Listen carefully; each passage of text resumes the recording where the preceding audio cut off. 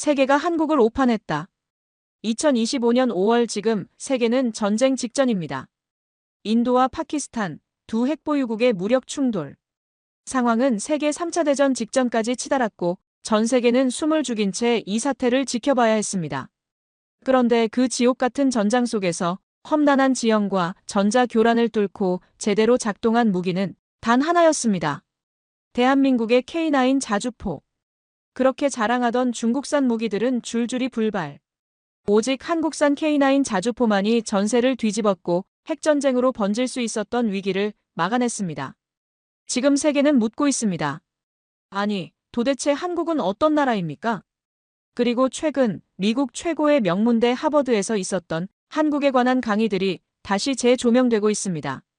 국제안보 전략 분야에서 최고의 권위를 자랑하는 존 메가더 교수. 그의 강의를 지금 시작합니다. 그 전에 잠깐 1초 만에 누를 수 있는 좋아요 버튼을 꾹 눌러주시면 영상 제작에 아주 큰 힘이 됩니다. 그럼 바로 시작하겠습니다.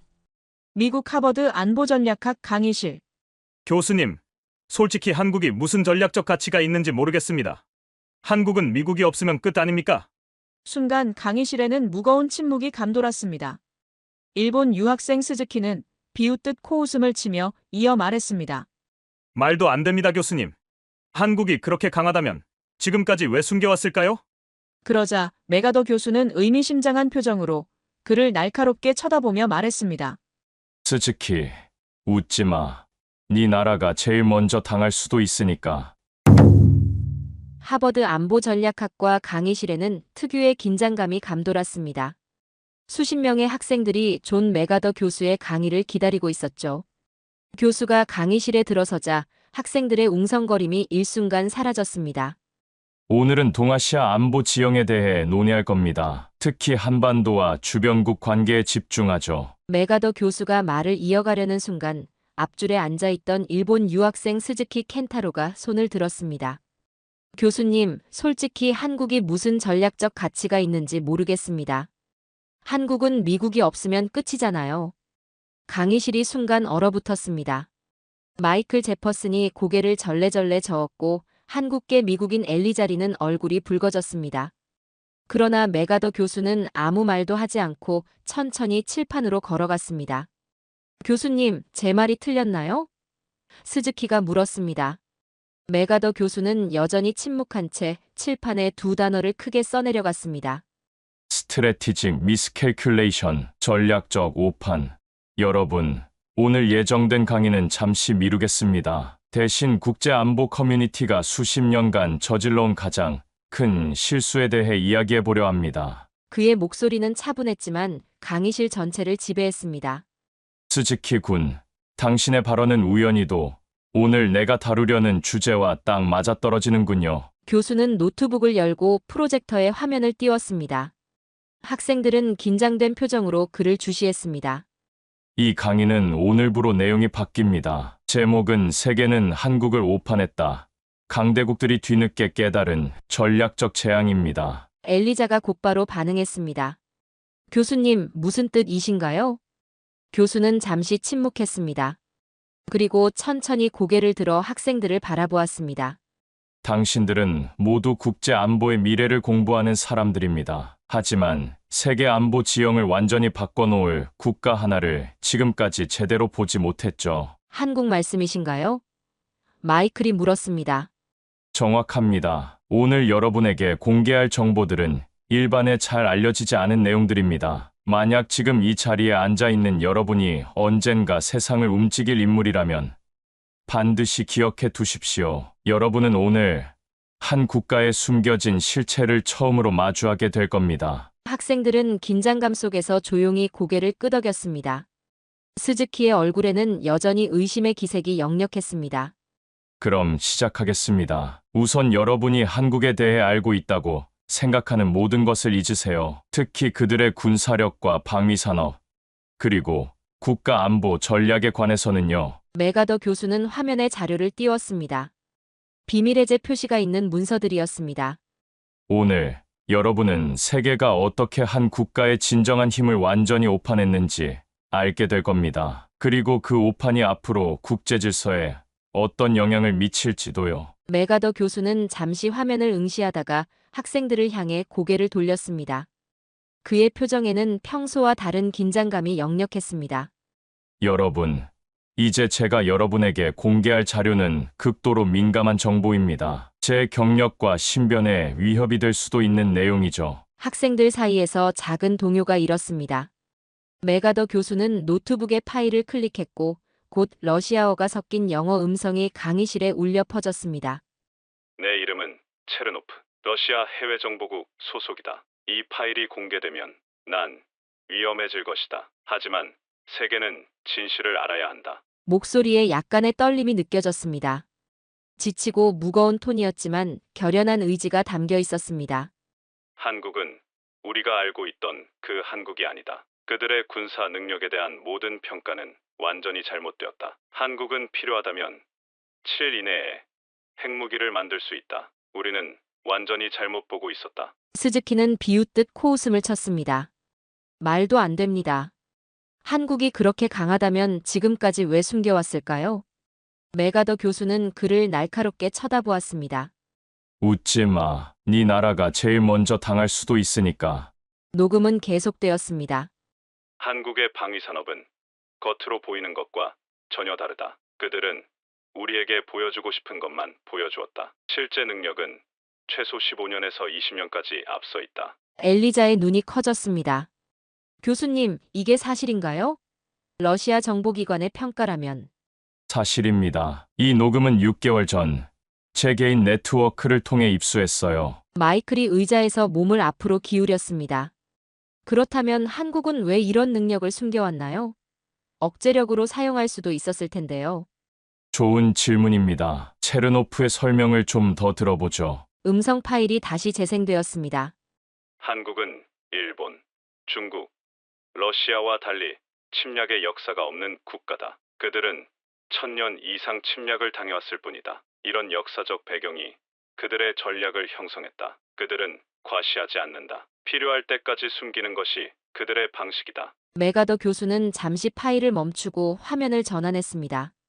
이번엔 한국의 방위산업 시설들을 보여주는 위성 사진과 도표들이 나타났습니다. 여러분, 이것은 우리가 알고 있던 한국 방위산업의 규모입니다. 그리고 이것은 교수는 다른 화면으로 전환했습니다.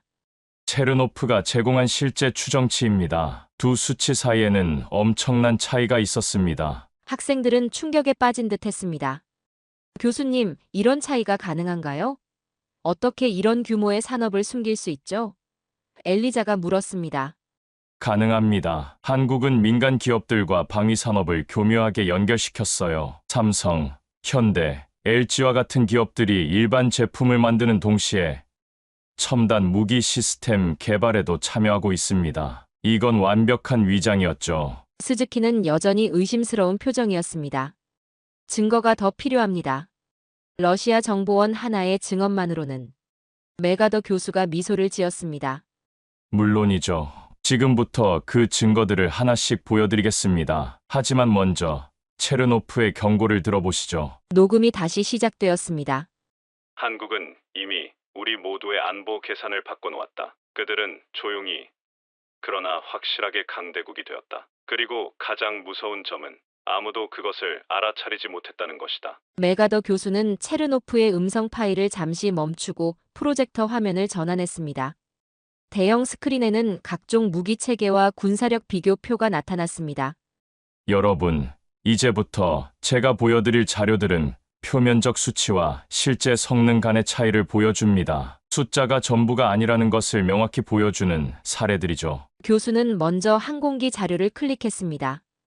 FA-50 경공격기의 사진이 화면에 떴습니다. 한국의 FA-50은 겉보기에는 경공격기로 분류됩니다. 하지만 실전에서의 성능은 어떨까요? 그는 다른 파일을 열었습니다. 극비 표시가 있는 러시아 공군의 평가 보고서였습니다. 이것은 러시아 공군이 시리아 상공에서 FA-50의 성능을 분석한 보고서입니다. 그들의 결론은 놀랍습니다. FA-50은 미국의 F-16과 거의 동등한 전투 능력을 보여주었고 일부 작전 환경에서는 더 나은 성능을 발휘했습니다. 스즈키가 손을 들었습니다.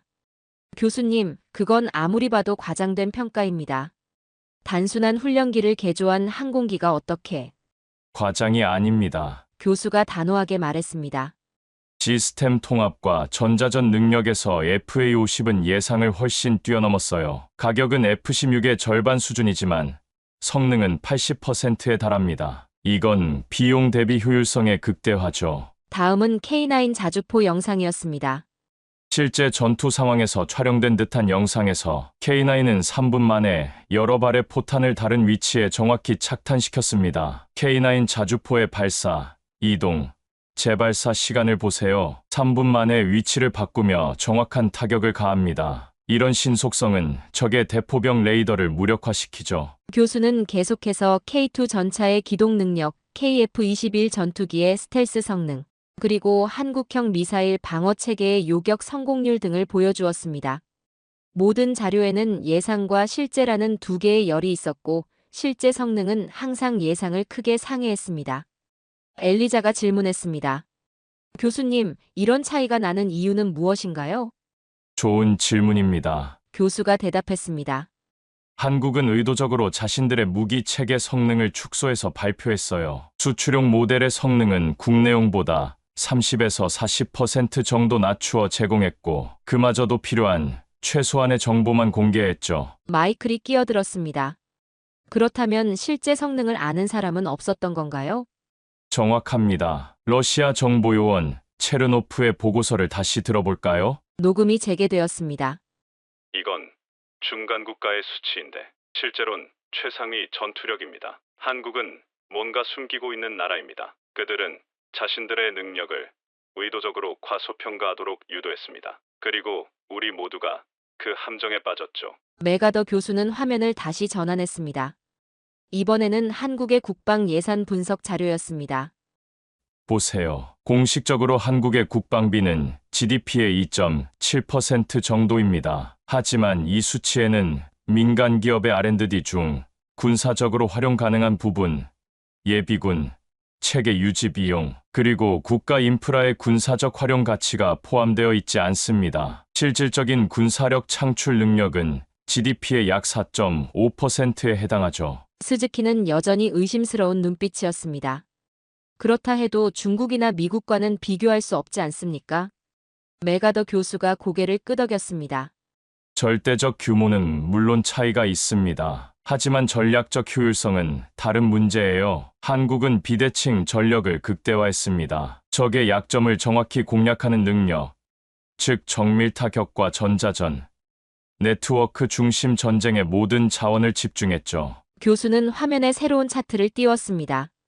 주요국 군사력 효율성 지수라는 제목이 붙어 있었고, 한국은 놀랍게도 3위를 차지하고 있었습니다. 이것은 투입 자원 대비 전투력 창출 능력을 나타낸 지표입니다. 한국은 이스라엘에 이어 세계 3위를 기록했습니다. 절대적 규모는 작지만 효율성은 최상위권이죠. 메가더 교수는 잠시 학생들의 반응을 살폈습니다. 대부분 충격을 받은 듯했고 스즈키조차 생각에 잠긴 표정이었습니다. 여러분, 국제 안보를 연구할 때 가장 위험한 것이 바로 숫자만 보는 것입니다. 숫자 너머의 실체를 보는 눈을 길러야 합니다. 한국은 그 완벽한 사례죠. 메가더 교수는 노트북에서 새로운 파일을 열었습니다. 이번에는 극비 표시가 더 굵게 찍혀 있었습니다. 그의 표정이 한층 더 진지해졌습니다. 이제부터 공개할 내용은 한국의 현대전 능력에 관한 것입니다. 특히 AI 기반 전장 관리 시스템, 드론 네트워크, 그리고 특수부대의 실전 능력에 관한 자료죠. 교수는 먼저 복잡한 네트워크 구조를 보여주는 도표를 화면에 띄웠습니다. 중앙에는 킹스파이더라는 코드명이 보였습니다.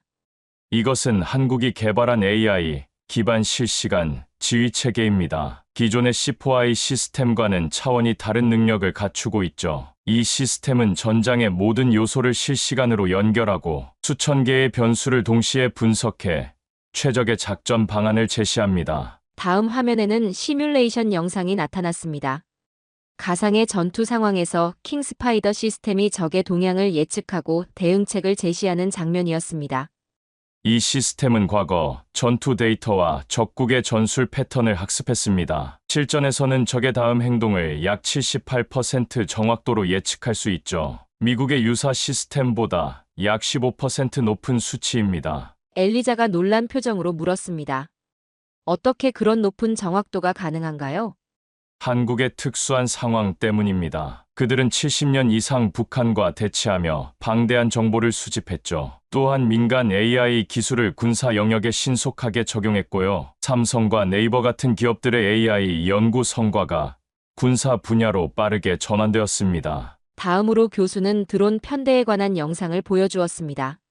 수백 대의 소형 드론이 마치 한 생명체처럼 움직이며 목표물을 공격하는 장면이었습니다. 이것은 한국의 벌떼 드론 체계입니다. 개별 드론은 저가이지만 네트워크로 연결되면 어떤 방공망도 포화시킬 수 있습니다. 각 드론은 다른 드론이 파괴되면 자동으로 임무를 인계받아 수행하죠. 스즈키가 의아한 표정으로 물었습니다. 그런 기술은 중국도 가지고 있지 않나요? 유사한 기술은 있지만 한국의 시스템은 완전 자율적입니다. 통신이 차단되어도 임무를 수행할 수 있죠. 또한 각 드론의 인공지능은 전투 상황에서 학습하며 적응합니다. 이건 중국이나 러시아의 시스템과는 근본적인 차이가 있습니다. 교수는 야간 작전 영상을 재생했습니다. 특수부 대원들이 완전한 어둠 속에서도 유령처럼 움직이며 목표물을 제압하는 장면이었습니다. 이것은 한국 특전사의 실전 훈련 영상입니다. 미 해군 SEAL보다 빠르고 정확했습니다. 그들의 움직임은 마치 어둠과 하나가 된 듯했죠. 영상에서는 특수부 대원들이 첨단 장비를 활용해 건물에 침투하고 목표물을 정확히 식별해 제압하는 모습이 담겨 있었습니다. 모든 동작이 완벽하게 조율되어 있었습니다. 교수는 영상을 멈추고 학생들을 바라보았습니다. 이제 질문하겠습니다. 이게 방어용 시스템처럼 보이나요? 교실은 침묵에 빠졌습니다. 마이클이 천천히 고개를 저었습니다. 아닙니다. 분명 공격 능력을 위한 시스템들입니다. 정확합니다. 교수가 대답했습니다. 한국은 단순한 방어를 넘어 적극적 억제 전략으로 전환했습니다. 공격당하면 몇 배의 응징을 가할 수 있는 능력을 갖추는 것이죠. 다시 체르노프의 녹음이 재생되었습니다. 그들의 특수부대와 첨단 장비는 우리의 예상을 완전히 뛰어넘었다. 우리는 한국인들이 이런 수준의 첨단 작전을 수행할 수 있을까? 라고 의심했다. 그것이 우리의 가장 큰 실수였다. 메가더 교수는 잠시 숨을 고르더니 이어서 말했습니다. 한국은 수십 년간 북한의 비대칭 위협에 대응하기 위해 자신만의 비대칭 전력을 키워왔습니다. 그들은 강한 적을 어떻게 무력화할 것인가에 모든 전략적 사고를 집중했고 그 결과 세계 최고 수준의 특수전 능력과 사이버전 능력을 갖추게 되었죠. 스즈키는 여전히 의심스러운 표정이었지만 이전보다는 진지하게 듣고 있었습니다. 교수님, 한국이 이런 능력을 가졌다면 왜 지금까지 공개적으로 과시하지 않았을까요? 메가더 교수는 미소를 지었습니다. 전략적 모호성이라는 개념을 들어봤나요? 한국은 자신의 진짜 능력을 드러내지 않음으로써 전략적 유연성을 확보했습니다. 적들이 한국의 실제 능력을 모르게 하는 것. 그것이 가장 큰 전략적 이점이었죠. 메가더 교수는 잠시 물을 마시고 다음 화면으로 넘어갔습니다. 이번엔 비핵 억제력이라는 제목의 슬라이드였습니다. 이제 가장 중요한 부분으로 넘어가겠습니다. 한국이 어떻게 핵무기 없이도 핵보유국들에 대한 억제력을 확보했는지에 관한 내용입니다. 교수는 화면에 한국의 미사일 능력 도표를 띄웠습니다. 현무2, 현무3, 현무4로 이어지는 미사일 발전사와 함께 사거리와 정확도가 표시되어 있었습니다. 한국은 미사일 개발에 집중적인 투자를 해왔습니다. 특히 주목할 부분은 정확도입니다. 현무4 미사일의 원형 오차는 겨우 1에서 2m에 불과합니다. 이는 핵탄두 없이도 적의 지휘부나 중요 시설을 정확히 타격할 수 있다는 의미죠. 다음 슬라이드에는 SLBM 잠수 한발 사탄도 미사일의 사진이 있었습니다. 이것은 한국이 개발한 SLBM입니다. 도산한 창호급 잠수함에서 발사 가능하며 사거리는 약 2000km로 추정됩니다. 핵탄두를 장착하지 않았지만 초정밀 타격 능력으로 적의 핵시설이나 지휘부를 무력화할 수 있습니다. 엘리자가 손을 들었습니다. 교수님, 그래도 핵무기의 파괴력과는 비교할 수 없지 않나요? 좋은 질문입니다. 교수가 대답했습니다. 물론 단일 타격의 파괴력은 핵무기에 미치지 못합니다. 하지만 한국의 전략은 다릅니다. 그들은 다중 정밀 타격이라는 개념을 발전시켰습니다. 수백 개의 미사일로 적의 핵 사용 능력을 무력화하는 거죠. 다음 화면에는 극초음속 미사일에 관한 자료가 나타났습니다. 마하 5 이상의 속도로 비행하는 미사일의 궤적이 표시되어 있었습니다. 한국은 러시아나 중국보다 늦게 극초음속 미사일 개발을 시작했지만 놀라운 속도로 따라잡았습니다. 현재 개발 중인 현무호는 마하 8의 속도로 비행할 수 있으며 어떤 미사일 방어 시스템도 요격할 수 없습니다. 마이클이 끼어들었습니다. 하지만 교수님, 결국 핵무기가 없다면 억제력에 한계가 있지 않을까요? 핵보유국이 핵으로 위협한다면. 바로 그 질문을 기다리고 있었습니다. 교수가 미소를 지으며 대답했습니다. 한국의 전략은 핵 없는 핵 억제 전략입니다. 적이 핵을 사용하면 한국은 첨단 재래식 무기로 적의 지휘부와 권력 중심부를 완전히 제거할 능력을 갖추고 있습니다. 이건 핵 억제와는 다른 형태의 억제력이지만 효과는 유사합니다. 교수는 다음 슬라이드로 넘어갔습니다. 전략적 마비 작전 개념도였습니다. 한국은 적국의 지휘 통제 시스템, 전력망, 통신망을 동시에 마비시키는 능력을 갖추고 있습니다. 이 능력은 사이버 공격, 전자전, 정밀 타격의 조합으로 이루어집니다. 적국의 핵 지휘 체계를 무력화하는 거죠. 스즈키가 반박했습니다. 그래도 핵 없이는 강대국을 억제할 수 없습니다. 결국 한국은 미국의 해구산에 의존하고 있잖아요. 메가더 교수가 고개를 저었습니다. 오히려 더 위험합니다. 핵 없는 핵보유국이란 말이 뭔지 압니까? 한국은 7일 이내에 핵무기를 만들 수 있는 능력을 갖추고 있습니다. 플루토늄 재처리 기술, 고농축 우라늄 기술, 미사일 기술 모두 확보했죠. 다만 실제로 만들지 않을 뿐입니다. 체르노프의 녹음이 다시 재생되었습니다. 한국은 언제든 핵무기를 만들 수 있지만 그들은 더 현명한 선택을 했다. 그들은 공격하지 않고도 상대를 무릎 꿇리는 전략을 선택했다. 이것이 우리가 범한 가장 큰 오판이다. 우리는 핵무기가 없는 국가를 과소평가했다. 메가더 교수는 화면을 끄고 교실에 불을 켰습니다. 학생들의 얼굴에는 충격과 경외감이 뒤섞여 있었습니다. 여러분, 한국의 접근법은 국제 안보 이론을 다시 쓰게 만듭니다. 그들은 핵무기라는 극단적 수단 없이도 강대국들과 전략적 균형을 이룰 수 있다는 것을 증명했습니다. 그렇다면 한국은 왜 이런 능력을 공개적으로 과시하지 않나요? 엘리자가 물었습니다. 전략적 모호성이라는 개념을 다시 생각해 보세요. 당신이 가진 카드를 모두 보여주면 협상력이 떨어집니다. 한국은 자신의 진짜 능력을 숨김으로써 더 큰 전략적 유연성을 확보했습니다. 마이클이 고개를 끄덕였습니다. 마치 포커 게임에서 자신의 패를 드러내지 않는 것과 같군요. 정확합니다. 이제 체르노프의 가장 중요한 평가를 들어보겠습니다. 녹음이 재생되었습니다. 한국은 세계 최초로 비핵 억제의 새로운 모델을 확립했다. 그들은 핵무기 없이도 핵 보유국을 억제할 수 있다는 것을 증명했다. 이것은 앞으로 세계 안보 질서를 완전히 바꿀 수 있는 새로운 패러다임이다. 메가더 교수는 다시 노트북을 열고 화상회의 프로그램을 실행했습니다. 화면 속에 한 여성이 나타났습니다. 금발의 날카로운 눈빛을 지닌 그녀는 어딘가 긴장된 표정이었습니다. 여러분, 이분은 마르첼라 브젠스카입니다. 폴란드의 저명한 국제분쟁 전문 기자죠. 지난 3년간 한국의 군사 문화를 취재해왔습니다. 마르첼라, 당신의 경험을 학생들과 나눠주시겠어요? 마르첼라는 고개를 끄덕이며 말을 시작했습니다. 약간의 동유럽 억양이 느껴졌습니다. 안녕하세요. 하버드 학생 여러분.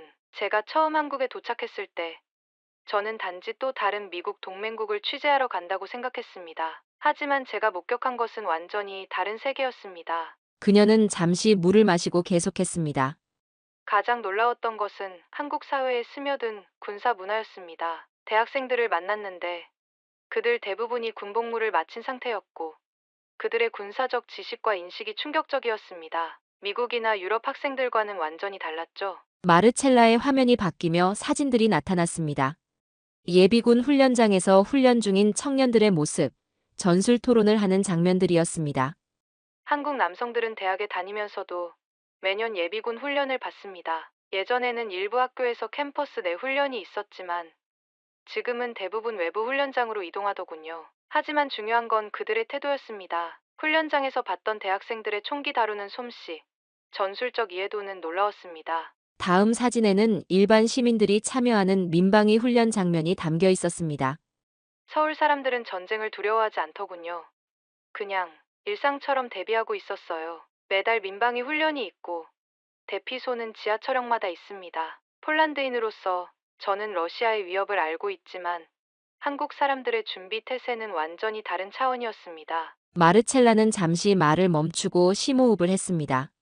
가장 충격적이었던 건 한국 사회의 이중성이었습니다. 겉으로는 K-팝, 화장품, 드라마의 나라지만 그 아래에는 강철 같은 군사 문화가 있었습니다. 서울 시내에서 불과 50km 떨어진 곳에 적이 있는데도 사람들은 평화롭게 살아가고 있었습니다. 이런 상황에 적응한다는 것이 어떤 의미인지 여러분은 상상할 수 있나요? 스즈키가 질문했습니다.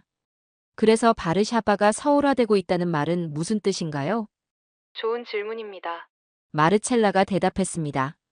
우크라이나 전쟁 이후 폴란드는 한국의 모델을 따르기 시작했습니다. 민간인 사격 훈련, 학교에서의 생존 교육, 전 국민 비상 대응 시스템까지요. 우리는 한국의 방식을 배우고 있습니다. 총 쏠 줄 아는 성인이 편의점보다 많다는 게 말이 됩니까? 한국에서는 그렇습니다. 마이클이 손을 들었습니다. 한국인들의 정신적 회복력이 특별한 건가요? 마르첼라는 고개를 끄덕였습니다. 그들은 끊임없는 위기 속에서도 번영하는 법을 배웠습니다. 한국의 대학생들은 취업을 준비하면서도 전쟁을 준비합니다. 연애를 하면서도 생존 기술을 익힙니다. 이건 단순한 군사 훈련이 아니라 문화적 현상입니다. 마르첼라는 다음 사진을 보여주었습니다. 한국의 지하 군사시설과 벙커 시스템이었습니다.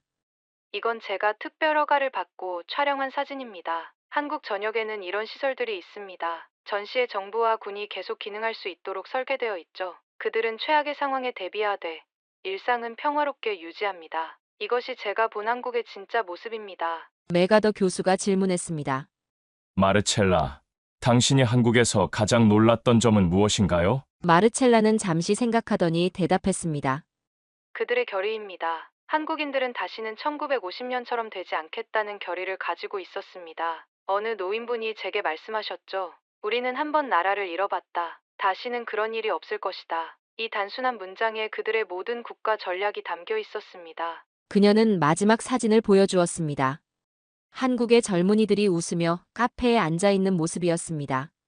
이 학생들 모두 군사 훈련을 받았고 총을 쏠 줄 알며 생존 기술을 갖추고 있습니다. 하지만 그들은 평범한 일상을 살아갑니다. 이것이 한국의 진정한 힘입니다. 전쟁의 그림자 속에서도 미래를 향해 나아가는 능력이죠. 메가더 교수는 마르첼라에게 감사를 표하고 화상회의를 종료했습니다. 교실은 깊은 침묵에 빠졌습니다. 여러분, 교수가 천천히 말을 이어갔습니다. 마르첼라가 설명한 것이 바로 한국의 군사력 이면에 있는 진짜 힘입니다. 기술이나 장비가 아닌 문화와 정신입니다. 전쟁 준비가 일상에 녹아든 사회. 그것이 한국의 가장 무서운 전략적 자산이죠. 스즈키의 얼굴에는 이제 의심보다 생각에 잠긴 표정이 역력했습니다. 엘리자는 자부심 가득한 표정으로 고개를 끄덕였고 마이클은 필기를 멈추고 깊은 생각에 빠져 있었습니다. 메가더 교수는 마르첼라와의 화상통화가 끝난 후 교실의 적막감을 느꼈습니다. 그는 천천히 강단을 가로질러 걸으며 다시 노트북으로 돌아갔습니다. 여러분, 지금까지 우리는 한국의 군사력과 사회적 준비 태세에 대해 살펴봤습니다. 하지만 이제 가장 중요한 부분으로 넘어가려 합니다. 왜 이 모든 정보가 지금까지 제대로 평가되지 않았는지에 관한 내용입니다. 교수는 화면에 러시아 정보기관 내부 평가 문서라는 제목의 파일을 열었습니다. 비밀 해제 도장이 찍혀 있었지만 일부는 여전히 검게 칠해져 있었습니다. 이것은 체르노프이 유출한 또 다른 문서입니다. 러시아 정보기관이 한국에 대한 자신들의 오판을 분석한 내부 보고서죠. 문서의 첫 페이지에는 굵은 글씨로 적힌 문구가 눈에 띄었습니다. 재평가 필요 한국은 협력국이 아닌 전략적 위협. 여러분, 이 문서의 핵심은 간단합니다. 러시아와 중국을 비롯한 여러 강대국들이 한국을 미국의 하위 동맹국으로만 봤다는 것입니다. 그들은 한국이 독자적인 전략적 행위자라는 사실을 완전히 간과했죠. 엘리자가 손을 들었습니다. 교수님, 그렇다면 이 오판이 언제부터 시작된 건가요?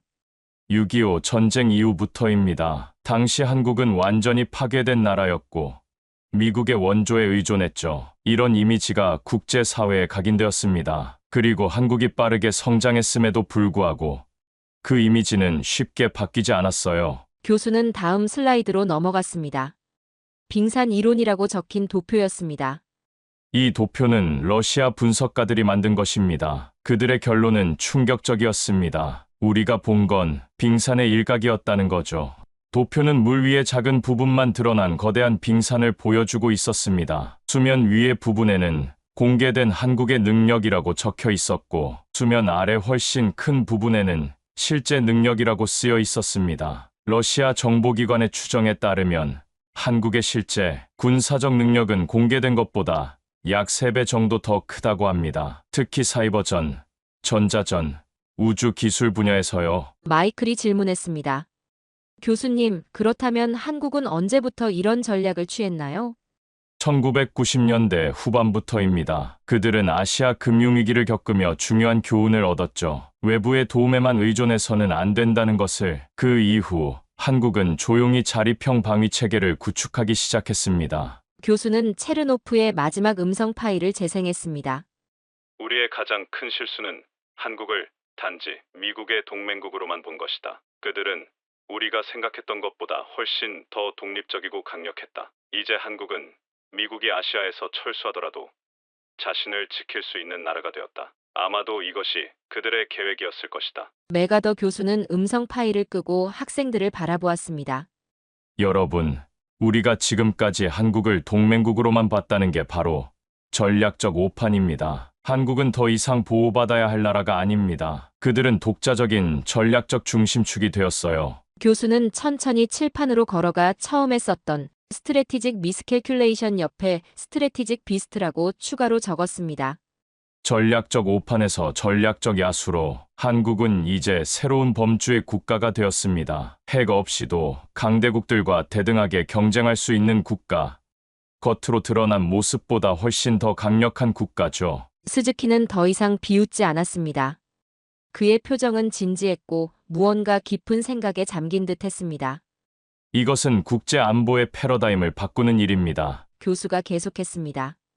앞으로 우리는 모든 중견국들을 다시 평가해야 할지도 모릅니다. 겉으로 보이는 것만으로 판단하지 말고 그 이면의 전략적 의도와 실질적 능력을 파악해야 합니다. 엘리자가 고개를 끄덕였습니다.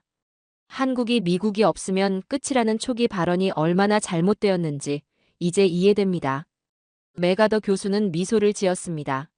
정확합니다. 오히려 한국은 미국이 아시아에서 철수하더라도 자신을 지킬 수 있는 몇 안 되는 동맹국 중 하나가 되었습니다. 그들은 외부의 도움 없이도 생존할 수 있는 전략과 능력을 갖추었죠. 교수는 슬라이드를 띄웠습니다. 그것은 최근 작성된 듯한 국제안보평가 보고서였습니다. 이것은 지난달 작성된 보고서입니다. 여기서 한국은 더 이상 지역 강국이 아닌 전략적 균형자로 분류되었습니다. 이는 한국이 이제 지역 안보, 구도에서 독자적인 영향력을 행사할 수 있다는 인정이죠. 메가더 교수는 깊은 숨을 내쉬었습니다. 여러분, 우리는 지금 국제 안보의 패러다임이 바뀌는 순간을 목격하고 있습니다. 한국의 사례는 앞으로 많은 중견국들에게 모델이 될 것입니다. 핵무기 없이도 강대국에 맞설 수 있다는 새로운 패러다임의 시작이죠. 메가더 교수는 노트북을 닫고 다시 학생들을 바라보았습니다. 이제 마지막 결론으로 넘어가겠습니다. 지금까지 우리는 한국의 군사력, 전략, 사회적 준비 태세, 그리고 국제사회의 오판에 대해 살펴봤습니다. 하지만 가장 중요한 질문이 남아 있습니다. 왜 한국은 이 모든 것을 숨겼을까요? 교실에는 긴장감이 감돌았습니다. 학생들은 모두 교수의 말에 집중했습니다. 일반적으로 국가들은 자신의 군사력을 과시하기 마련입니다. 군사 퍼레이드를 열고 미사일 발사 장면을 공개하고 첨단 무기를 자랑하죠. 북한, 러시아, 중국 모두 그렇게 합니다. 하지만 한국은 다른 길을 택했습니다. 메가더 교수는 잠시 생각에 잠긴 듯 침묵했습니다. 그들은 침묵하고 있었습니다. 필요 없었으니까요. 한국의 침묵은 준비가 안 돼서가 아니었습니다. 그냥 보여줄 필요가 없었을 뿐입니다. 마이클이 질문했습니다. 교수님, 그럼 한국의 전략은 의도적인 속임수였나요? 속임수라기보다는 전략적 모호성이라고 하는 게 더 정확할 겁니다. 교수가 대답했습니다. 적이 여러분의 능력을 모를 때 여러분은 전략적 우위를 점할 수 있습니다. 적은 여러분의 대응을 예측할 수 없게 되죠. 엘리자가 끼어들었습니다. 그렇다면 한국의 침묵은 약함의 표현이 아니라 강함의 표현이었군요. 정확합니다. 교수가 고개를 끄덕였습니다. 진정한 강자는 자신의 힘을 과시할 필요가 없습니다. 한국 사람들은 말이 적은 사람일수록 행동은 강하다라는 철학을 가지고 있습니다. 그들은 말보다 행동으로 증명하는 전략을 택했죠. 교수는 천천히 강단을 가로질러 걸으며 계속 말을 이어갔습니다. 여러분, 국제 관계에서 가장 위험한 국가는 무엇일까요? 핵을 가진 국가, 대규모 군대를 가진 국가? 아니요. 가장 위험한 국가는 우리가 제대로 평가하지 못한 국가입니다. 한국은 수십 년간 자신의 진정한 능력을 숨겨왔고, 그 결과 세계는 그들을 과소평가했습니다. 스즈키가 마침내 입을 열었습니다. 교수님, 그렇다면 일본도 한국을 오판했다는 말씀이신가요? 메가더 교수는 스즈키를 바라보며 천천히 고개를 끄덕였습니다. 네, 일본도 마찬가지입니다. 사실, 일본은 한국을 가장 심각하게 오판한 국가 중 하나죠. 역사적인 우월감이 객관적인 평가를 방해했습니다. 하지만 최근 일본 내부에서도 이런 인식이 바뀌고 있어요. 이번 학기에 읽었던 도쿄대학의 논문을 기억하나요? 잠자는 호랑이 일본의 전략적 오산과 한국의 부상이라는 제목의 논문이요. 스즈키는 조용히 고개를 끄덕였습니다. 그의 표정은 진지했고 초기의 오만한 태도는 완전히 사라졌습니다. 교수는 다시 전체 학생들을 향해 말했습니다. 여러분, 이것이 바로 국제안보 연구의 핵심입니다. 우리는 항상 표면 아래에 있는 것을 봐야 합니다. 공식 발표, 퍼레이드, 무기 전시회는 종종 실제 능력을 반영하지 않습니다. 진정한 강자는 침묵 속에서 준비합니다. 메가더 교수는 다시 슬라이드를 띄웠습니다. 그것은 한국의 전략에 관한 분석이었습니다. 한국인들에게는 숨은 고수라는 개념이 있습니다. 겉으로는 드러내지 않지만 실력이 뛰어난 사람을 의미하죠. 한국은 이 철학을 국가 전략으로 삼았습니다. 그들은 묵묵히 정진하며 자신들의 힘을 소리 없이 그러나 깊고 확실하게 키워왔습니다. 교실에는 깊은 침묵이 흘렀습니다. 스즈키도 고개를 숙였습니다. 강의실 전체가 정적에 잠겼습니다. 이것으로 오늘 강의를 마치겠습니다. 다음 주에는 원래 계획된 강의로 돌아가겠습니다. 하지만 여러분, 오늘 배운 교훈을 잊지 마세요. 국제안보에서 가장 위험한 실수는 다른 나라를 과소평가하는 것입니다. 특히 조용히 준비해온 나라를요. 메가더 교수는 마지막으로 칠판에 쓰인 단어들을 가리켰습니다. 스트래티직 미스캘큘레이션과 스트래티직 비스트. 세계는 한국을 오판했습니다. 그리고 그 오판의 대가는 앞으로 수십 년간 국제 질서에 영향을 미칠 것입니다. 전략적 야수가 잠에서 깨어났고 더 이상 누구도 한국을 예전처럼 볼 수 없을 것입니다. 교수가 강의실을 나가려 할 때 엘리자가 마지막 질문을 던졌습니다.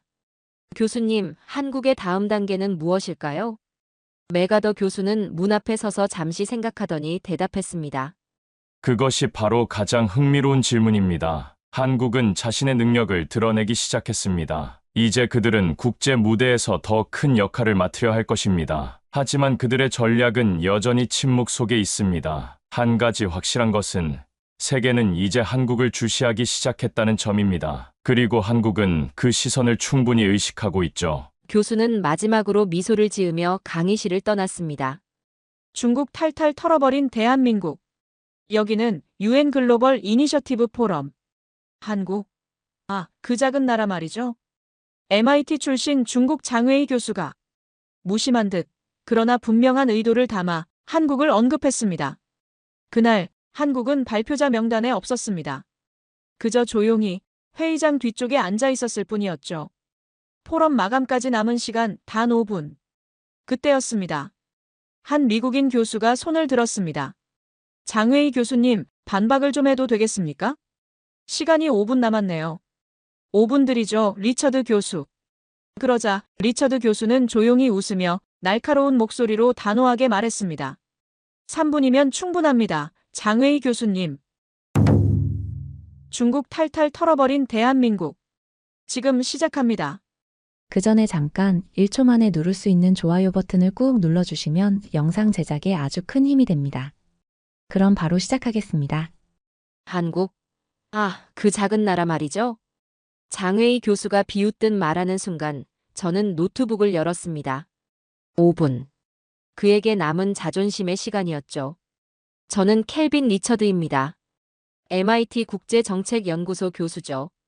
그날 UN 글로벌 이니셔티브 포럼에서 저는 폭탄을 품고 앉아 있었습니다. 데이터라는 이름의 폭탄을요. 여러분, 제가 보여드릴 것은 숫자가 아닙니다. 미래입니다. 장웨이 교수의 목소리가 회의장을 울렸습니다. 빨간 넥타이가 목을 조이듯 팽팽했고 턱은 하늘을 향했죠. 마치 이미 세계를 정복한 황제처럼요. 앞으로 10년, 아니 5년 안에 세계는 중국을 따라오게 될 것입니다. 순간 제 옆자리 독일 교수가 숨을 들이쉬었습니다. 프랑스 대표는 펜을 꺼냈고 일본 학생들은 서로 눈을 마주쳤죠. 모두가 압도당하는 순간이었습니다. 모두가요. 저를 제외하고는. 화면에 중국의 5G 기지국 숫자가 떴습니다. 100만 개. 미국의 10배라고 장애인은 자랑했죠.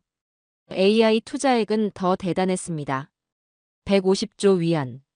달러로 환산하니 머리가 어지러울 정도였어요. 보십시오. 이 압도적인 숫자들을. 레이저 포인터가 춤을 췄습니다.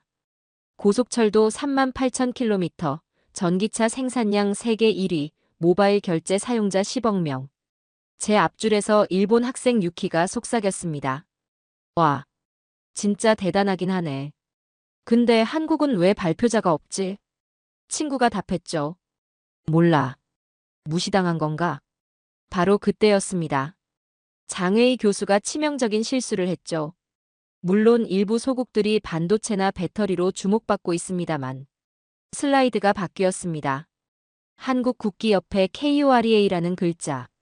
그리고 빨간 X 표시. 과장된 미디어 플레이일 뿐입니다. 시스템의 차이를 아셔야 합니다. 규모가 다르죠. 제 손이 마우스로 향했습니다. 심장이 빨라졌죠. 좋아, 내가 먼저 건드렸어. 마지막 슬라이드가 떴습니다. 화면 가득 붉은 글씨. 세계의 기준, 차이나. 박수 소리가 터져나왔습니다. 중국 대표단이 일제히 일어섰죠. 하지만 전 가만히 앉아 있었습니다. 아니, 정확히는 미소를 짓고 있었죠. 장웨이 교수, 당신은 방금 스스로 무덤을 팠어요. 제 노트북 화면에는 이미 준비된 슬라이드가 떠 있었습니다. 첫 장의 제목은 이거였죠. 진짜 기준은 숫자가 아니라 삶의 질입니다. 사회자가 물었습니다. 질문이나 의견 있으신 분? 제가 손을 들었습니다. 장웨이 교수와 눈이 마주쳤죠. 그는 자신만만하게 웃고 있었습니다. 아직 모르는 거죠. 자신의 오만함이 어떤 결과를 가져올지. 네, 미국의 리처드 교수님. 저는 천천히 일어섰습니다. 회의장이 조용해졌죠. 장 교수님, 혹시 서울의 수돗물 드셔보셨나요? 장웨이의 눈썹이 올라갔습니다. 갑자기 왜 물 얘기를? 아, 그러시군요. 그럼 제가 보여드릴 게 있습니다.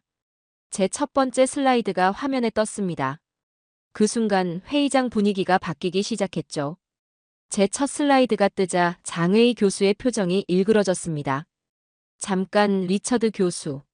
지금 제 발표에 태클을 거시는 겁니까? 저는 미소를 지었죠. 아니요, 교수님 말씀을 더 풍성하게 해드리려는 겁니다. 특히 과장된 미디어 플레이라고 하신 부분 말이죠. 장웨이가 팔짱을 꼈습니다. 붉은 넥타이가 더 붉어 보였죠. 좋습니다. 들어보죠. 하지만 5분 이상은 곤란합니다. 3분이면 충분할 겁니다. 제 화면에 뜬 건 서울 시민이 공원에서 수돗물을 마시는 사진이었습니다. 옆에는 수질 데이터가 실시간으로 업데이트되고 있었죠. 중국에서는 수돗물을 끓여 드시죠? 베이징도 상하이도 선전도 마찬가지입니다. 그런데 서울 시민들은 수도꼭지에서 바로 마십니다. 앱으로 실시간 수질까지 확인하면서요. 장웨이가 코웃음을 쳤습니다. 물. 지금 중국의 미래를 논하는 자리에서 물 얘기를 하시는 겁니까? 네, 물입니다. 가장 기본적인 것이죠. 시민의 일상을 보여주는. 청중들이 웅성거렸습니다. 독일 교수가 고개를 끄덕였고 프랑스 대표는 휴대폰을 꺼내 뭔가를 검색하기 시작했죠. 장웨이가 목소리를 높였습니다. 리처드 교수.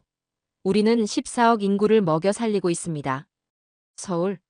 겨우 1,000만이 안 되는 도시 아닙니까? 규모가 다릅니다. 아, 규모 말씀이시군요. 저는 다음 슬라이드로 넘겼습니다.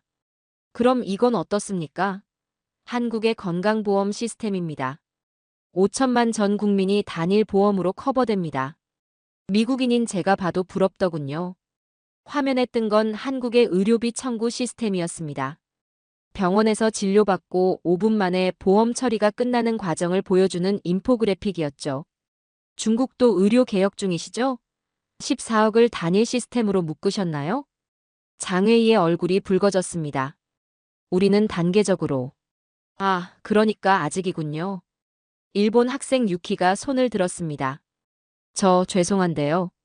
제가 작년에 한국에서 교환학생을 했거든요. 병원에서 맹장 수술을 받았는데 300만 원짜리가 30만 원이 되더라고요. 일본인인 저도 혜택을 받았습니다. 장웨이가 주먹을 쥐었습니다. 그건 작은 나라니까 가능한 겁니다.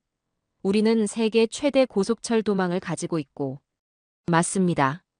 중국 고속철도는 정말 대단하죠. 저는 진심으로 인정했습니다. 그리고 다음 슬라이드를 띄웠죠.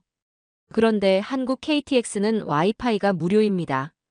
전 구간에서요. 그리고 지연율이 0.1% 미만이죠. 중국은 어떤가요? 청중석에서 웃음이 새어나왔습니다. 프랑스 교수가 크게 고개를 끄덕였죠. 작년에 베이징, 상하이 고속철 탔는데 와이파이 없어서 고생했어요. 장웨이가 테이블을 쳤습니다. 이건 공정한 비교가 아닙니다. 한국은. 그가 말을 더듬었습니다. 저는 기다렸죠. 한국은 그저 미국의 동맹국일 뿐입니다. 독자적인 시스템이 없어요. 바로 그 순간, 제가 기다리던 순간이었습니다. 독자적 시스템이 없다고요? 다음 슬라이드. 삼성과 SK 하이닉스의 메모리 반도체 점유율 그래프가 떴습니다. 전 세계 메모리 반도체의 70%를 한국이 만듭니다. 교수님 주머니 속 화웨이 폰에도 한국 메모리가 들어있을 겁니다. 장웨이가 주머니에 손을 넣었다가 멈췄습니다. 그리고 전기차 배터리요? 교수님이 자랑하신 중국. 전기차 절반 이상이 LG에너지솔루션과 SK온 배터리를 씁니다. 심지어 테슬라 상하이 공장도요.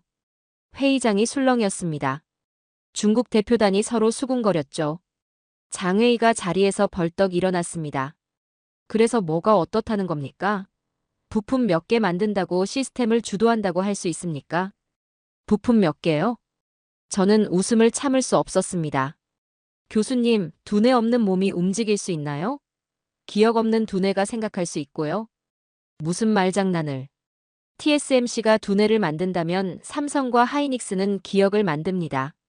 중국이 아무리 AI를 외쳐도 그 AI는 한국의 메모리 없이는 작동하지 않아요. 장웨이의 얼굴이 새파랗게 질렸습니다. 하지만 그는 포기하지 않았죠. 한국이 사라져도 세계는 돌아갑니다. 하지만 중국이 없다면? 그 순간 저는 가장 강력한 카드를 꺼냈습니다. 정말 그럴까요? 그럼 2019년 일본의 한국 반도체 소재 수출 규제 때 무슨 일이 있었는지 아십니까? 화면에 그래프가 떴습니다. 한국 수출 규제 직후 폭락한 일본 소재 기업들의 주가였죠. 일본이 한국을 압박하려 했지만 결국 자기들이 더 큰 손해를 봤습니다. 왜일까요? 한국이 없으면 그들의 소재도 쓸모 없어지니까요. 독일 교수가 손을 들었습니다. 리처드 교수 말이 맞습니다. 우리 자동차 산업도 한국 배터리와 반도체 없이는 미래차를 만들 수 없어요. 일본 학생도 거들었죠. 소니 플레이스테이션도 삼성 SSD 없으면 못 만듭니다. 장회의 교수는 말을 잃었습니다. 하지만 저는 아직 시작도 하지 않았죠. 교수님, 진짜 한국의 힘을 보여드릴까요? 회의장 분위기가 완전히 바뀌었습니다. 장회의 교수는 여전히 서 있었지만 아까의 당당함은 사라졌죠. 저는 조용히 물었습니다. 교수님, 서울의 밤거리를 걸어보신 적 있으신가요? 장회의가 인상을 찌푸렸습니다. 갑자기 왜 관광 얘기를? 아니요, 안전 얘기입니다. 다음 슬라이드를 띄웠습니다. 서울 강남역 새벽 2시 사진이었죠. 젊은 여성들이 혼자 거리를 걷고 있었습니다. 새벽 2시입니다.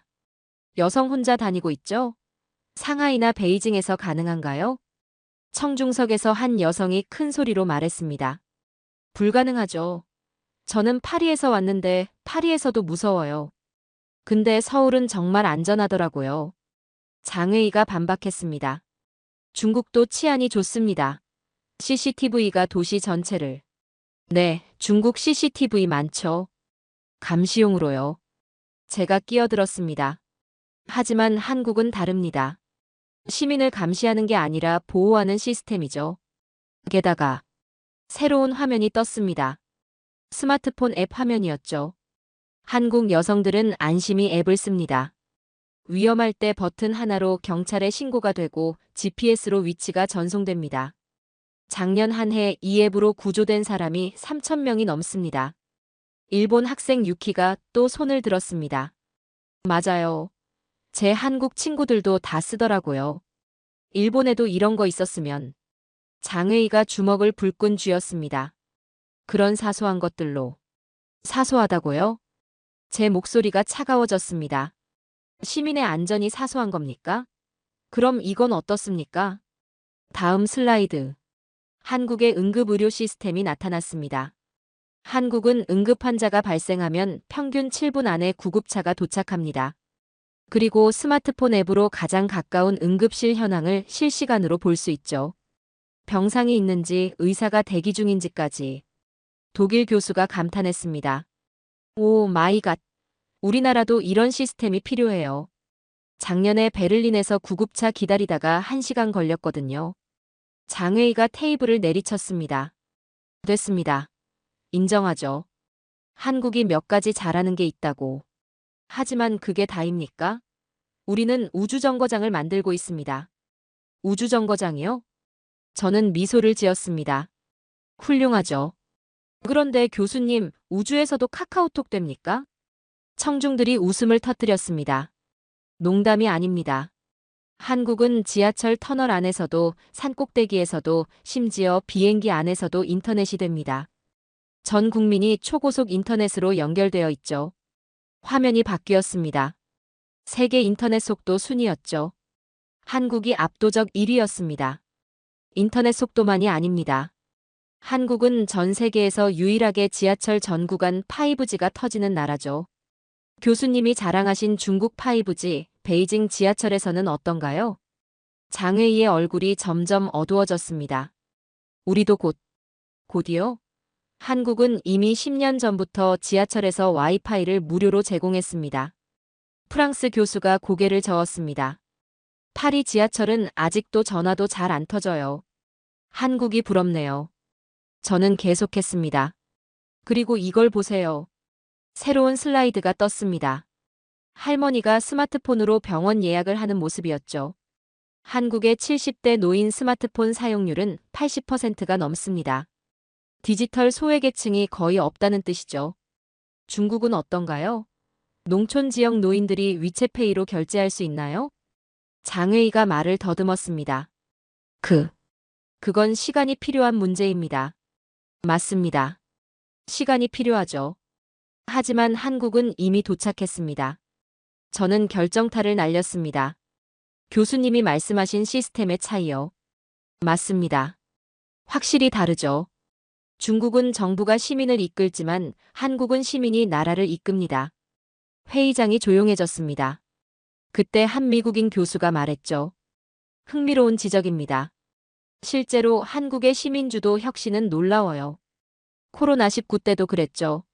순간 제 머릿속에 번뜩 떠오른 게 있었습니다. 아, 코로나19. 교수님, 중국이 코로나 발원지였죠? 그때 초기 대응이. 장회의가 버럭 소리쳤습니다. 그건 논란이 있는 문제입니다. 네, 그렇죠. 하지만 논란이 없는 건 한국의 대응입니다. 다음 슬라이드를 띄웠습니다. K방역의 성과였죠. 확진자 동선 공개, 선별진료소, 생활치료센터. 모두 한국이 처음 만든 시스템입니다. 그리고 이걸 전 세계가 따라했죠. WHO도 인정했고요. 독일 교수가 크게 고개를 끄덕였습니다. 맞아요. 우리도 한국 모델을 연구했습니다. 특히 투명한 정보 공개가 인상적이었죠. 장회의의 손이 떨리기 시작했습니다. 그래도 경제 규모는? 경제 규모요? 저는 마지막 카드를 준비했습니다. 그럼 이제 진짜 이야기를 해볼까요? 혁신의 속도 말입니다. 화면에 새로운 그래프가 떴습니다. 한국 기업들의 혁신 지수였죠.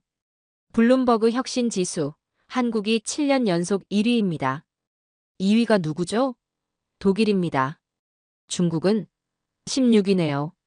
장회의가 비틀거렸습니다. 의자를 잡고 겨우 몸을 지탱했죠.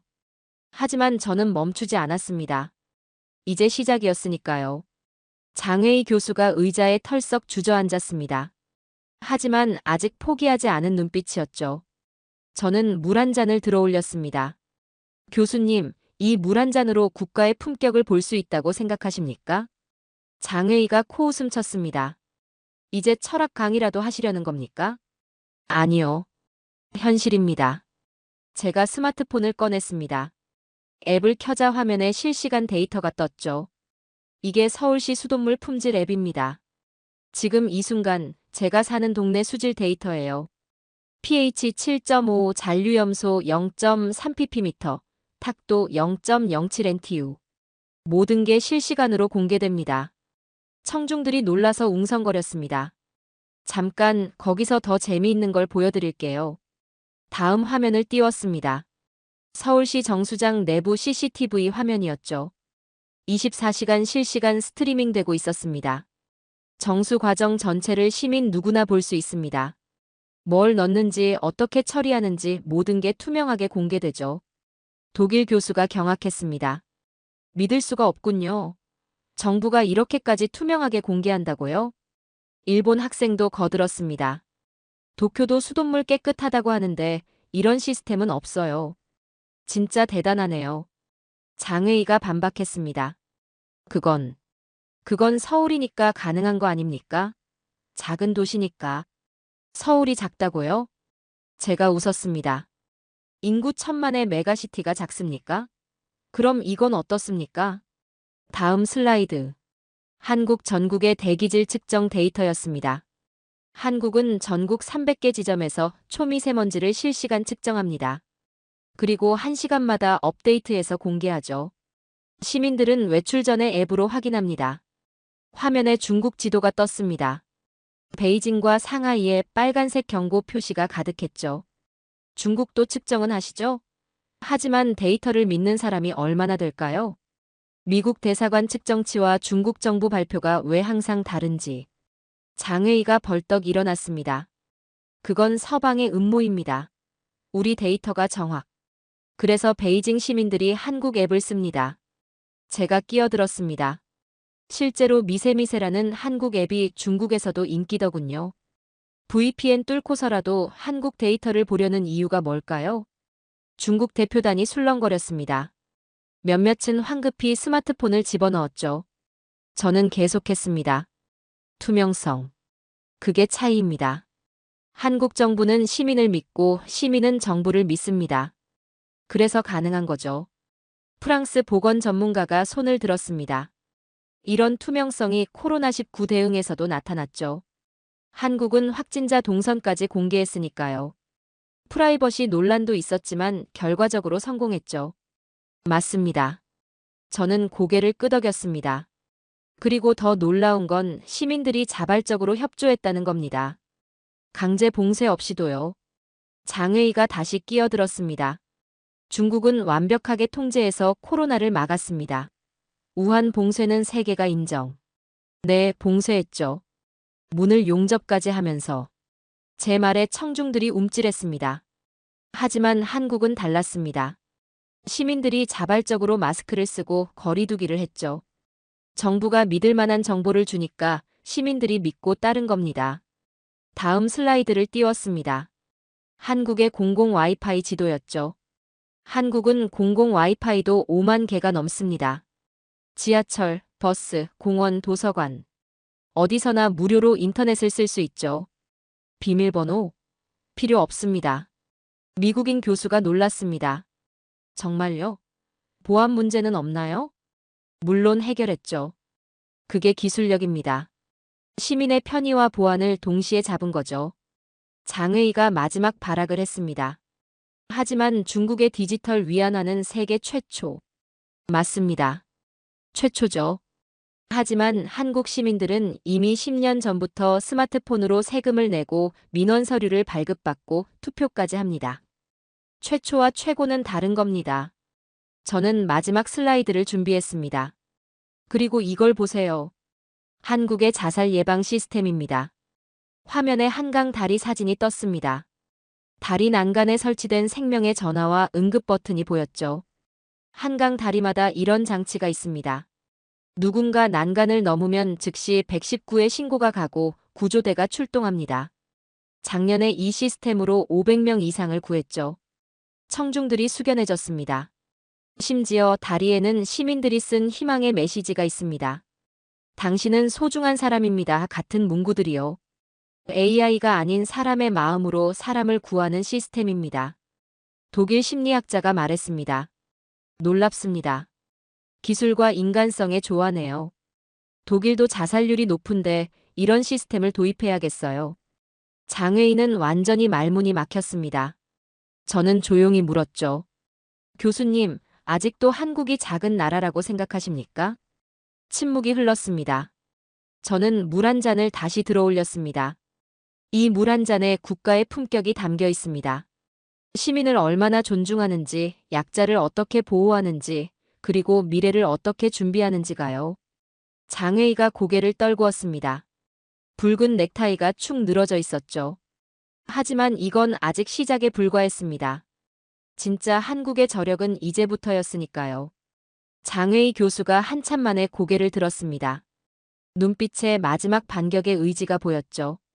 좋습니다. 한국이 생활면에서 앞서 있다는 건 인정하죠. 하지만 진짜 중요한 건 핵심 기술입니다. 중국은 반도체 굴기를 통해 곧 미국마저 추월할 겁니다. 저는 고개를 끄덕였습니다. 반도체요? 드디어 제가 가장 하고 싶었던 이야기를 꺼내시네요. 화면을 바꿨습니다. 거대한 두뇌 이미지가 떴죠. 맞습니다. TSMC가 두뇌를 만든다면 삼성과 하이닉스는 기억을 만듭니다. 그런데 교수님, 기억 없는 두뇌가 작동할 수 있나요? 장회의가 눈썹을 찌푸렸습니다. 무슨 말장난을. 말장난이 아닙니다. 현실이죠. 다음 슬라이드. 전 세계 메모리 반도체 시장 점유율 그래프가 나타났습니다. 삼성과 SK 하이닉스가 합쳐서 70% 이상을 차지하고 있었죠. 디램은 삼성이 45%, SK 하이닉스가 28%입니다. 낸드 플래시도 비슷하죠. 사실상 한국이 세계의 기억을 독점하고 있습니다. 청중들이 놀라서 수군거렸습니다. 더 흥미로운 건 이겁니다. 화면에 중국 스마트폰 분의 사진이 떴습니다. 화웨이 최신폰입니다. 여기 보이는 게 뭘까요? SK 하이닉스 디램이네요. 샤오미, 삼성 메모리를 씁니다. 오포도 비보도 마찬가지고요. 장회의의 얼굴이 붉어졌습니다. 그건 일시적인 현상입니다. 우리도 곧 자체 생산을. YMTC 말씀이신가요? 중국 최고의 메모리 회사죠. 하지만 기술 격차가 3년 이상입니다. 3년이면 반도체 업계에선 영원과 같죠. 일본 엔지니어가 고개를 끄덕였습니다. 맞습니다. 저희 소니도 삼성 메모리 없으면 플레이스테이션 못 만들어요. 중국산은 아직 품질이. 저는 계속했습니다. 그리고 이건 단순한 부품 이야기가 아닙니다. 미래 산업의 핵심이죠. 새로운 이미지가 떴습니다. AI 서버팜이었죠. 챗 GPT 아시죠? 이런 AI가 작동하려면 엄청난 양의 메모리가 필요합니다. HBM이라는 초고속 메모리인데 전 세계에서 오직 삼성과 SK 하이닉스만 양산하고 있습니다. 미국 AI 전문가가 끼어들었습니다. 정확합니다. 엔비디아 GPU는 유명하지만 HBM 없으면 그냥 쇳덩어리예요. 작년에 SK 하이닉스 공장에 화재가 났을 때 실리콘밸리가 발칵 뒤집혔죠. 장웨이가 테이블을 쳤습니다.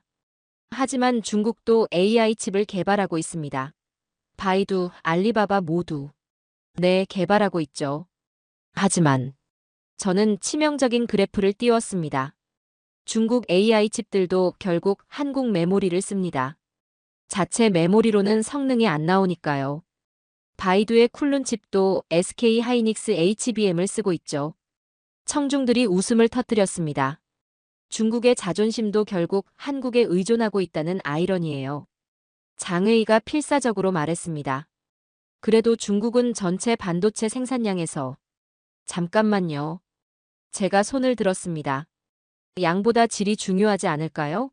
중국이 만드는 건 대부분 저사양 칩입니다. 28나노 이상의 구식 공정이죠. 하지만 삼성은 3나노를 양산하고 있습니다. 기술 격차가 10년은 넘어요.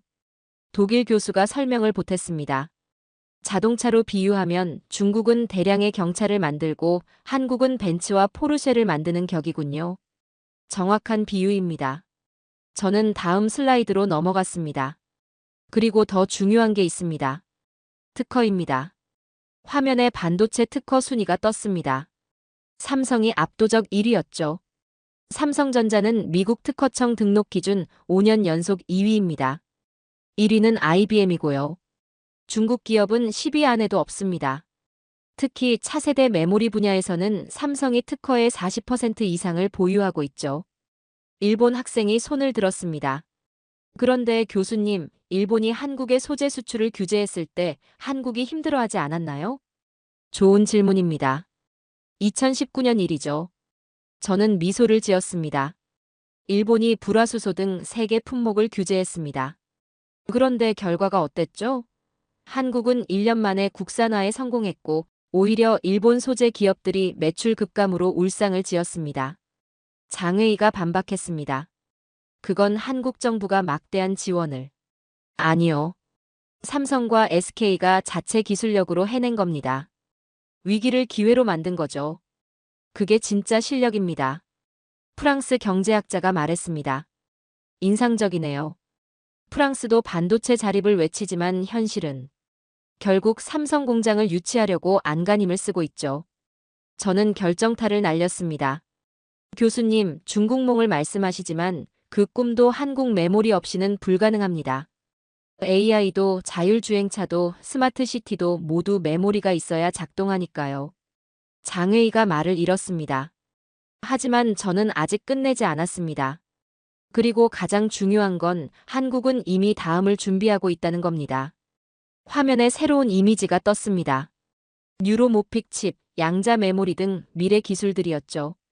삼성과 SK는 이미 차차 세대 메모리를 개발 중입니다. 중국이 현재를 따라잡으려 할 때 한국은 미래를 만들고 있죠. 회의장에 무거운 침묵이 흘렀습니다. 장웨이 교수는 완전히 무너진 표정이었죠. 하지만 저는 알고 있었습니다. 이게 끝이 아니라는 걸요. 아직 한국의 진짜 모습을 다 보여주지 않았으니까요. 장웨이 교수가 침묵하자 회의장 분위기가 완전히 바뀌기 시작했습니다. 조용하던 청중들이 하나둘 손을 들었죠. 첫 번째는 일본 학생 유키였습니다. 제가 한마디 해도 될까요? 사회자가 고개를 끄덕였습니다. 우리 일본은 신칸센을 자랑스럽게 생각합니다. 시속 320km 정말 빠르죠. 하지만 작년에 한국 KTX를 타보고 충격받았어요. 장웨이가 코웃음을 쳤습니다. 속도가 더 빠른가요? 아니요. 속도는 비슷해요. 하지만 유키가 스마트폰을 들어 보였습니다. KTX는 앱 하나로 예약부터 좌석 지정, 결제까지 전부 됩니다. 심지어 기차 안에서 도시락 주문하면 다음 역에서 받을 수 있어요. 와이파이는 당연히 무료고 콘센트도 모든 좌석에 있죠. 청중들이 웅성거렸습니다. 더 놀라운 건 정시성입니다. 한국 KTX의 지연율은 0.1% 미만이에요. 일본 신칸센도 정시성으로 유명하지만 시스템의 스마트함에서는 한국이 앞서더라고요. 프랑스 교수가 거들었습니다. 맞아요. TGV도 자랑스럽지만 디지털화는 한국이 확실히 앞서 있어요. 파리 리옹 구간에서 와이파이 끊긴 적이 한두 번이 아니거든요. 이번엔 독일 자동차 엔지니어가 손을 들었습니다. 저도 한마디 하고 싶습니다. 독일 자동차는 품질로 유명하죠. 하지만 전기차 시대가 오면서 완전히 판도가 바뀌었어요. 장웨이가 끼어들었습니다. 중국이 전기차 생산 1위. 잠깐만요. 핵심은 배터리입니다. 엔지니어가 단호하게 말했습니다. 벤츠도 BMW도 폭스바겐도 모두 한국 배터리를 씁니다. LG에너지솔루션, SK온, 삼성 SDI. 이 세 회사가 없으면 우리도 전기차를 못 만들어요. 미국의 테슬라 관계자도 거들었습니다. 테슬라 모델 Y 상하이 공장 아시죠? 거기서도 LG 배터리 씁니다. 중국산 CATL도 있지만 고급 모델엔 한국 배터리가 들어가요. 성능과 안전성이 다르거든요. 장웨이의 얼굴이 점점 창백해졌습니다. 이번엔 프랑스 보건 전문가가 일어났습니다. 의료 시스템 얘기가 나왔으니 제가 한마디 하죠. 코로나19 때를 기억하세요? 모두가 고개를 끄덕였습니다. 프랑스는 완전히 마비됐어요. 병원이 포화 상태였고 검사도 제대로 못했죠. 그런데 한국은 그녀가 태블릿으로 자료를 보여줬습니다. 드라이브스루 선별 진료소를 세계 최초로 만들었죠. 10분 만에 검사하고 결과는 다음날 문자로. 우리가 하루 1000명 검사할 때 한국은 2만 명을 검사했어요. 미국 교수가 보충했습니다. 더 인상적인 건 투명성이었습니다. 확진자 동선을 익명으로 공개하고 시민들이 자발적으로 협조했죠. 미국에선 마스크 쓰라고 해도 반발했는데 이번엔 인도에서 온 IT 전문가가 손을 들었습니다. 인도는 IT 강국이라고 자부합니다. 하지만 한국의 전자정부 시스템을 보고 충격받았어요. 그가 노트북을 열었습니다. 한국은 거의 모든 행정 서비스를 온라인으로 처리할 수 있더군요. 주민등록 등본 3분이면 발급됩니다. 여권 재발급 온라인 신청하고 5일 만에 받았어요. 인도에선 아직도 관공서 가서 줄 서야 하는데 네덜란드 농업 전문가도 거들었습니다. 한국의 스마트팜도 놀라워요. 최근에 경기도 수직 농장을 방문했는데 AI가 온도와 습도를 자동 조절하고 로봇이 수확까지 하더군요. 네덜란드도 농업 선진국이지만 한국의 디지털 융합은 정말 인상적이었습니다. 장웨이가 가까스로 입을 열었습니다. 그래도 중국의 시장 규모는? 시장 규모요? 이번엔 싱가포르 금융 전문가가 끼어들었습니다. 한국의 1인당 GDP는 이미 3만 5천 달러를 넘었습니다. 중국은 1만 2천 달러 정도죠. 시장이 크면 뭐합니까? 국민 개개인이 잘 살아야죠. 호주에서 온 교육 전문가도 한마디 했습니다. 한국의 교육열은 유명하죠. 비판도 많지만 결과는 놀랍습니다. 피사 국제학력평가에서 항상 최상위권이고 특히 디지털 리터러시는 세계 1위예요. 장웨이가 더듬거렸습니다. 하지만 사교육 문제가 맞습니다. 문제도 있죠. 하지만 한국은 그것도 해결하려 노력합니다. 최근엔 AI 교육 플랫폼으로 교육 격차를 줄이고 있더군요. EBS 온라인 클래스는 정말 훌륭했어요. 이번엔 브라질 환경 전문가가 일어났습니다. 한국의 폐기물 처리 시스템도 대단합니다. 서울의 재활용률은 66%가 넘어요. 우리 상파울루는 18%인데 음식물 쓰레기도 100% 자원화한다고 하던데 정말인가요? 제가 고개를 끄덕였습니다. 맞습니다. 한국은 1995년부터 쓰레기 종량제를 시작했고 이제는 AI가 쓰레기를 자동 분류하는 기술까지 개발했죠. 마침내 러시아 우주공학자가 손을 들었습니다. 우리 러시아는 우주 강국입니다. 하지만 최근 한국의 누리호 발사를 보고 놀랐어요. 독자 기술로 우주 발사체를 만들었더군요. 게다가 다음 계획은 달 착륙선이라고요? 청중들이 술렁거렸습니다. 10년 전만 해도 상상도 못했을 일이죠. 이제 한국도 우주클럽의 정식 회원입니다. 회의장은 이제 완전히 한국 이야기로 가득 찼습니다. 각국 대표들이 앞다퉈 한국의 우수 사례를 공유했죠. 장회의 교수는 완전히 너클 잃은 표정이었습니다. 시작할 때의 오만함은 온데간데 없었죠. 사회자가 말했습니다. 흥미롭네요. 오늘 한국 발표자는 없는데 가장 많이 언급된 나라가 한국이군요. 바로 그때 저는 마지막 카드를 꺼낼 준비를 했습니다. 진짜 한국의 저력을 보여줄 시간이었죠. 회의장은 이제 한국 이야기로 가득했습니다. 장회의 교수는 의자에 깊숙이 몸을 묻고 있었죠. 하지만 저는 아직 끝내지 않았습니다. 여러분이 말씀해 주신 것처럼 한국의 진짜 힘은 숫자가 아닙니다. 시스템이죠. 저는 새로운 슬라이드를 띄웠습니다. 서울의 밤거리 CCTV 영상이었죠. 이 CCTV를 보세요. 범죄 예방용이라고 생각하시겠지만 실제론 다릅니다. 화면이 확대되자 CCTV에 적힌 문구가 보였습니다. 안전기가 스카우트라고 적혀 있었죠. 혼자 귀가하는 여성이 불안하면 이 CCTV 앞에서 손을 흔듭니다. 그러면 관제센터에서 집까지 CCTV로 지켜봐 주죠. 단순한 감시가 아닌 보호 시스템입니다. 프랑스 여성 참가자가 감탄했습니다. 세 제니알. 파리에도 이런 게 있었으면. 밤에 혼자 다니기 정말 무서운데. 장회의가 마른 침을 삼켰습니다. 저는 계속했죠. 한국의 응급실 뺑뺑이 아시나요? 응급 환자가 여러 병원을 전전하다 사망하는 일이요. 한국도 이런 문제가 있었습니다. 청중들이 고개를 끄덕였습니다. 어느 나라나 있는 문제니까요. 그래서 만든 게 이겁니다. 스마트폰 앱 화면이 떴습니다. 이젠이라는 앱이었죠. 실시간으로 응급실 상황을 보여줍니다. 병상수, 의료진 현황, 대기 시간까지. 구급대원이 이걸 보고 최적의 병원으로 이송하죠. 뺑뺑이가 거의 사라졌습니다. 미국 의료 전문가가 놀랐습니다. 우리도 이런 시스템이 절실한데. 미국은 응급실 대기 시간이 평균 4시간이 넘거든요. 더 놀라운 건 이겁니다. 다음 화면은 한국의 치매 안심 서비스였습니다. 치매 노인이 길을 잃으면 어떻게 하죠? 한국은 배회 감지기를 무료로 나눠줍니다. GPS가 달린 작은 기기인데 실종되면 즉시 위치를 추적할 수 있죠. 독일 사회복지사가 말했습니다. 작년에 이 시스템으로 실종 노인의 99%를 24시간 내에 찾았다던데 사실인가요? 네, 맞습니다. 그리고 이건 단순한 기술이 아닙니다. 지역사회가 함께 돌보는 시스템이죠. 치매 노인이 배회하면 인근 주민들에게 알림이 가고 모두가 함께 찾습니다. 장회의가 겨우 입을 열었습니다.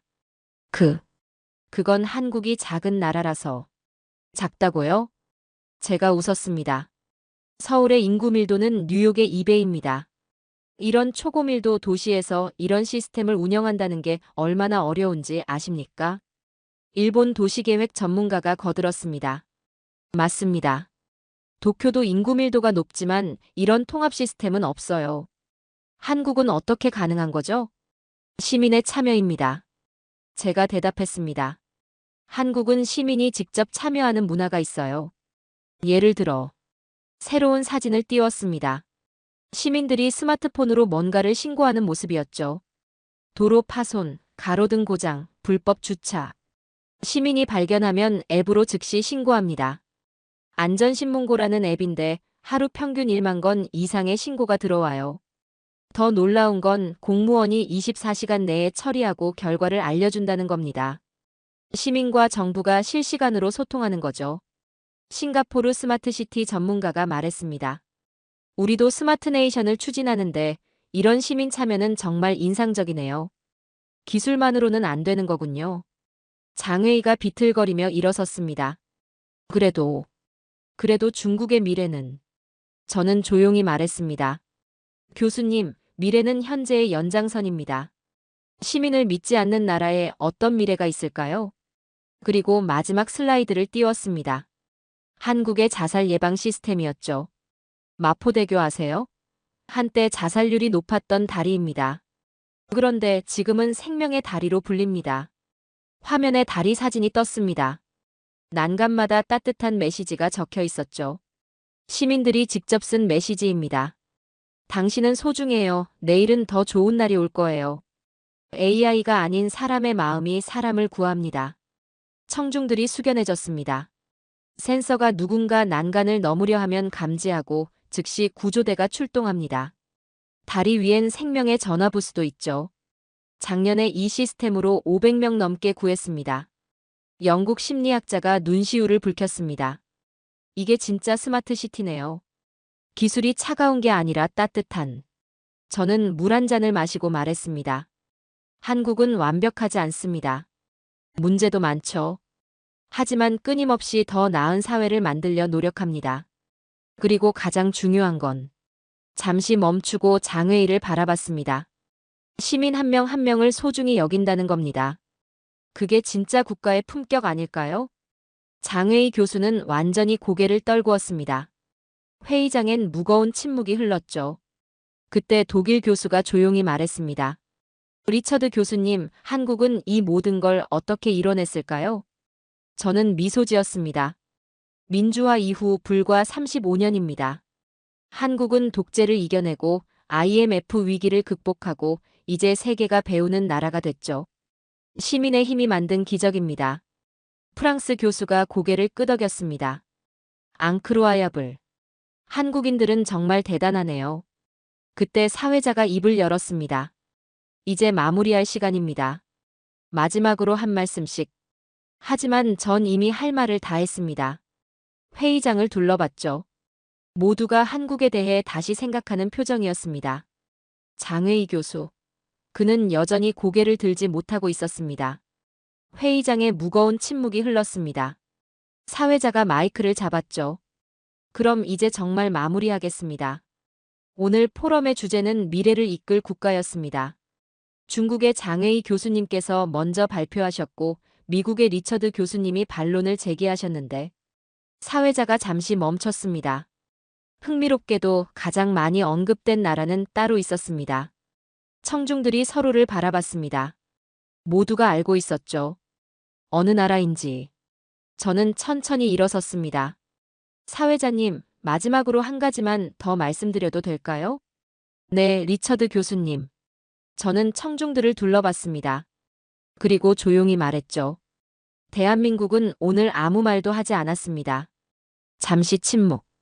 발표자도 없었고 대표단도 없었죠. 하지만 지금 이 방에서 가장 많은 이야기를 만들어낸 나라입니다. 일본 학생 유키가 고개를 끄덕였습니다. 독일 교수도 프랑스 전문가도 마찬가지였죠. 왜일까요? 제가 물었습니다. 한국은 자신을 자랑하지 않습니다. 그저 조용히 해낼 뿐이죠. 반도체를 만들고 배터리를 만들고 시민을 돌보는 시스템을 만듭니다. 화면에 마지막 슬라이드가 떴습니다. 빈 화면이었죠. 텅 빈 하얀 화면. 이게 한국입니다. 비어있는 것 같지만 사실 모든 걸 담고 있죠. 겸손이라는 그릇에. 장회희 교수가 드디어 고개를 들었습니다. 눈가가 붉어져 있었죠. 저는. 그가 말을 더듬었습니다. 한국을 너무 몰랐습니다. 인정합니다. 회의장이 술렁이었습니다. 그 오만하던 장회희 교수가 인정하다니. 숫자와 규모만 보고 자만했습니다. 하지만 진짜 중요한 건 사람이었네요. 저는 고개를 끄덕였습니다. 교수님, 중국도 대단한 나라입니다. 14억 인구를 이끌어가는 건 정말 어려운 일이죠. 하지만 잠시 멈췄다가 말했습니다. 큰 나라와 위대한 나라는 다릅니다. 위대함은 크기가 아니라 품격에서 나오죠. 독일 교수가 일어섰습니다. 저는 오늘 큰 교훈을 얻었습니다. 진정한 선진국이란 무엇인가를요. 그건 GDP나 군사력이 아니라 얼마나 약자를 보호하고 시민을 존중하는가에 달렸다는 것을. 프랑스 전문가도 일어섰습니다. 맞습니다. 한국이 보여준 건 기술이 아니라 철학입니다. 사람 중심의 발전이요. 하나둘 청중들이 일어나기 시작했습니다. 일본 학생도, 미국 교수도, 인도 전문가도. 한국은 조용합니다. 하지만 그 조용함 속에 진짜 힘이 있었네요. 작지만 강한 나라. 이게 진짜 한국이군요. 기술과 인간성의 조화. 우리가 배워야 할 모델입니다. 저는 마지막으로 말했습니다. 여러분, 한국은 완벽하지 않습니다. 아직도 해결해야 할 문제가 많죠. 하지만 한국인들은 포기하지 않습니다. 더 나은 내일을 만들기 위해 오늘도 노력하고 있죠. 그리고 물잔을 들었습니다. 이 물 한 잔으로 시작했으니 물 한 잔으로 끝내겠습니다. 한국의 수돗물처럼 투명하고 깨끗한 미래를 위해 건배합시다. 모두가 물잔을 들었습니다. 장혜희 교수도 천천히 잔을 들어 올렸죠. 한국이라는 나라에, 그리고 우리 모두의 더 나은 미래에. 짠! 잔이 부딪히는 소리가 회의장에 울렸습니다. 사회자가 마이크를 잡았습니다. 오늘 정말 특별한 토론이었습니다. 발표자도 없었던 나라가 모든 토론의 중심이 되다니요. 그가 잠시 멈췄다가 말했습니다. 어쩌면 이게 진짜 리더십인지도 모르겠습니다. 자신을 드러내지 않으면서도 모두에게 영감을 주는 것. 그게 바로 한국이 보여준 모습이니까요. 박수가 터져나왔습니다. 처음엔 조용했지만 점점 커졌죠. 마침내 우레와 같은 박수가 회의장을 가득 채웠습니다.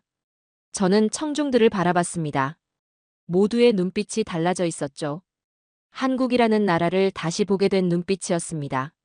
장혜희 교수가 제게 다가왔습니다. 리처드 교수님, 감사합니다. 제게 큰 가르침을 주셨어요. 교수님도 감사합니다. 덕분에 한국의 진짜 모습을 보여줄 기회가 생겼으니까요. 우리는 악수를 나눴습니다. 회의장을 나서면서 저는 생각했죠. 오늘 한국은 단 한마디도 하지 않았다.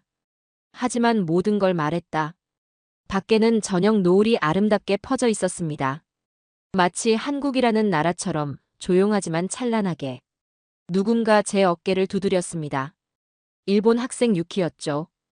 교수님, 혹시 다음에 한국 가실 때 저도 데려가 주실 수 있나요? 이번엔 제대로 보고 싶어요. 저는 웃으며 고개를 끄덕였습니다. 물론이죠.